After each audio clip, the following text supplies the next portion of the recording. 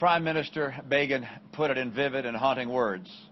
If an enemy of the Jewish people says he seeks to destroy us, believe him. We've seen the horrors of history. We will not stand by. We will not watch them play out again. It would be foolish not to take Iran's leaders at their word. They are, after all, the product of a radical theocracy.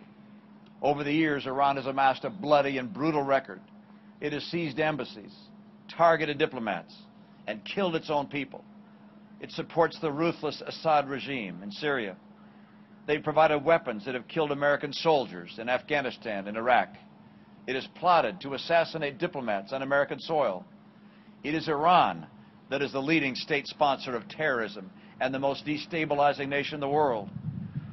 We have a solemn duty and a moral imperative to deny Iran's leaders the means to follow through on their malevolent intentions.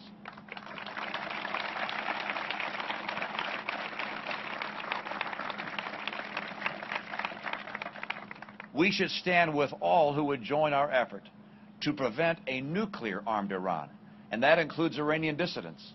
Don't erase from your memory the scenes from 3 years ago when that regime brought to death its own people as they rose up. The threat we face does not come from the Iranian people, but from the regime that oppresses them. 5 years ago at the Herzliya conference, I stated my view that Iran's pursuit of nuclear weapons capability presents an intolerable threat to Israel, to America, and to the world. That threat has only become worse. Now as then, the regime's claims that it seeks to enrich nuclear material for peaceable purposes are belied by years of malign deception. Now as then, the conduct of Iran's leaders gives us no reason to trust them with nuclear material. But today, the regime in Iran is 5 years closer to developing nuclear weapons capability.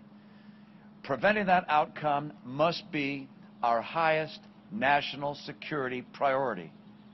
I want to pause on that point. It's sometimes said that those who are most committed to stopping the Iranian regime from securing nuclear weapons are reckless and provocative and inviting war. The opposite is true.